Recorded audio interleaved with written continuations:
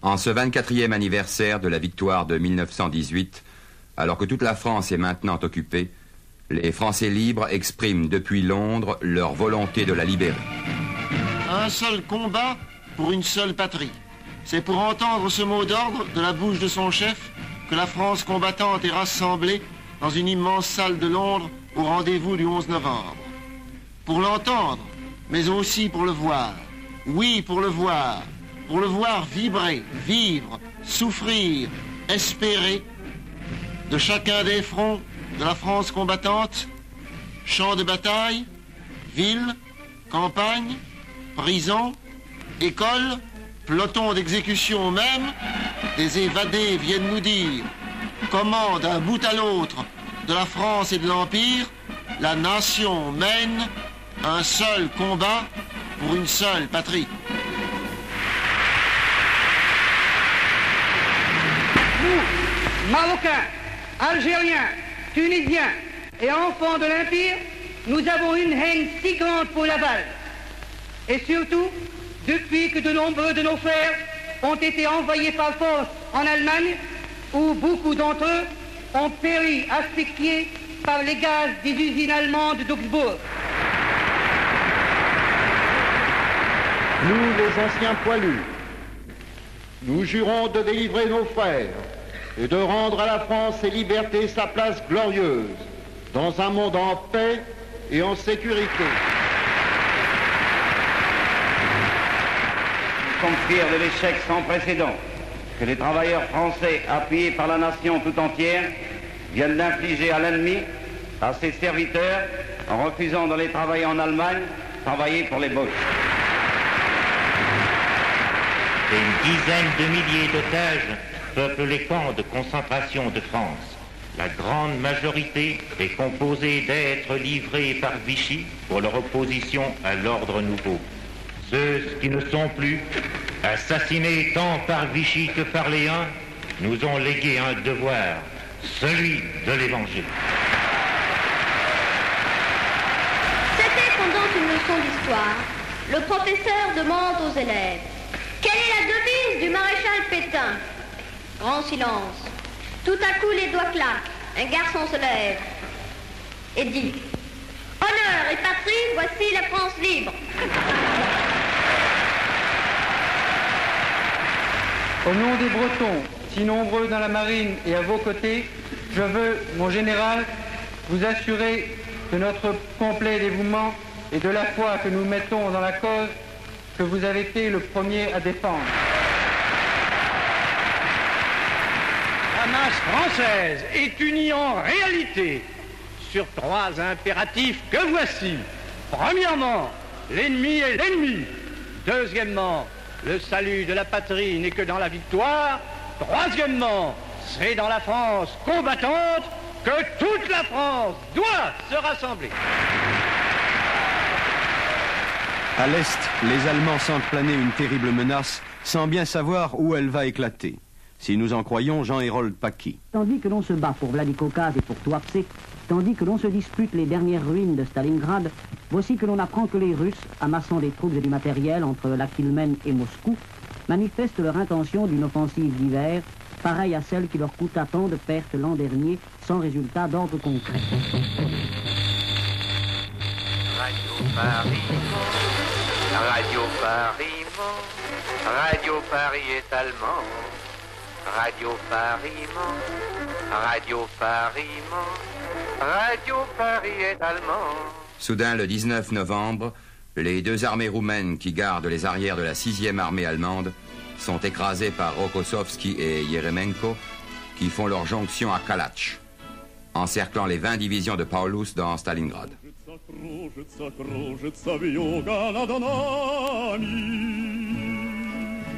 Стынет над нами полярная белая мгла. В этих просторах снегами, глухими снегами, белыми скалами наша граница легла. Hitler interdit tout repli quand il serait encore temps. Et Göring se fait fort de ravitailler par les airs les encerclés. Tandis que le drame se noue en Russie, Toute l'Afrique française a rejoint le camp des Alliés, sans renier d'ailleurs une fidélité au maréchal qui déchaîne la colère de Félix Éboué. Il serait odieux vraiment que ces volte-face, ces mensonges publics deviennent aujourd'hui la règle quand sont en jeu la vie et la grandeur de la France et de l'Empire. Qui a signé la capitulation quand notre flotte tenait la mer avec toute sa puissance? Qui a maintenu pendant plus de 2 ans cette flotte comme une menace incessante contre les alliés de la France? Qui a livré les 3/4 de l'Indochine au Japon et le dernier quart au Siam? Qui a fait tuer des milliers de Français en Syrie et à Madagascar pour y défendre les bases allemandes et japonaises contre la France combattante et ses alliés? De Vichy, le maréchal Pétain a formellement condamné cet équivoque, ainsi que le rappelle Philippe Henriot. La voix du maréchal, une fois de plus, a remis les choses au point. Trahi par ceux en qui il avait mis le meilleur de sa confiance, loin de se laisser abattre, il nous a redit avec force que le devoir est simple et consiste seulement à obéir au chef en qui s'incarne la patrie. Naturellement, les traîtres avaient préparé leur riposte. Ils expliquent que le maréchal n'est plus libre et que la radio de Vichy est contrôlée par l'Allemagne. Ce qui suffit à démasquer les cauteleuses insinuations de l'ex-amiral Darlan quand il se dit l'interprète en Afrique du Nord du chef qui l'a trahi. Les importés du Far West se mettent à traiter nos protégés arabes et musulmans comme leurs ancêtres traitèrent autrefois les Indiens du Nouveau Monde, et on ne laisse même pas à un Bétoir, à un Noguès, à un Giraud ou à un Darlan le soin de signer l'organisation qu'un général américain lance à ses nouveaux soldats. À Madagascar, les combats qui avaient débuté le 5 mai se sont terminés par la défaite des vichistes, ce que déplore le porte-parole du gouvernement. Monsieur Philippe Henriot. Quand la nouvelle parvint qu'à Madagascar tout était fini malgré tant d'héroïsme, une fois de plus, nous eûmes le sentiment d'une décourageante injustice du sort. Pourtant que Madagascar ait tenu 2 mois contre des forces qui avaient joint à la diabolique perfection des engins modernes les pires atrocités, c'est de quoi certes mériter la reconnaissance de la patrie, mais enfin c'est dans le long calendrier de nos deuils une défaite de plus. L'attentisme n'est plus de mise à Vichy. Les éléments les plus durs suivent le chef du service d'ordre légionnaire, Darnan. L'honneur? Est-ce la trahison? L'héroïsme? Est-ce l'attaque de territoire sans défense?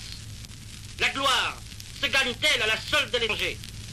Le chemin qui vous conduira aux vertus guerrières vous est maintenant tracé. Quant à Jacques Doriot, il s'indigne que l'on n'ait pas déclaré la guerre aux Alliés. Le jour de l'invasion de l'Afrique du Nord, le chancelier Hitler a proposé, par un télégramme historique, le combat coude à coude à la France,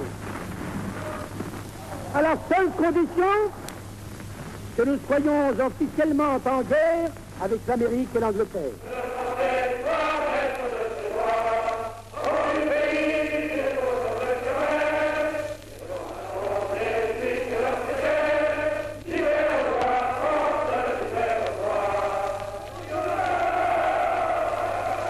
Lors de leur entrée en zone libre, les Allemands ont annoncé qu'ils respecteraient Toulon, où se trouve l'escadre française.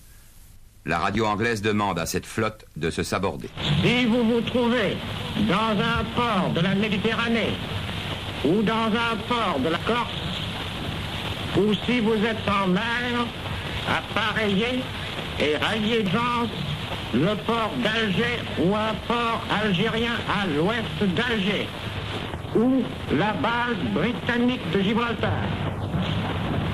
Si, pour une raison quelconque, vous n'êtes pas en mesure de lever l'ancre immédiatement, prenez vos dispositions pour s'aborder plutôt que de risquer de voir votre bateau saisi par l'ennemi.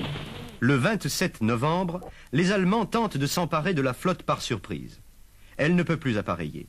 Répondre aux appels que lui lance d'Alger son ancien chef, l'amiral Darlan. Le but de l'Allemagne apparaît clairement, écraser la France. Nous serons sans pitié pour tous ceux qui, inconsciemment ou non, servent les desseins de notre éternel ennemi. Prise entre le souvenir de Mers el-Kébir et le sens de l'honneur, la flotte française coulera au fond du port de Toulon. La flotte de Toulon, cette flotte de la France, vient de disparaître.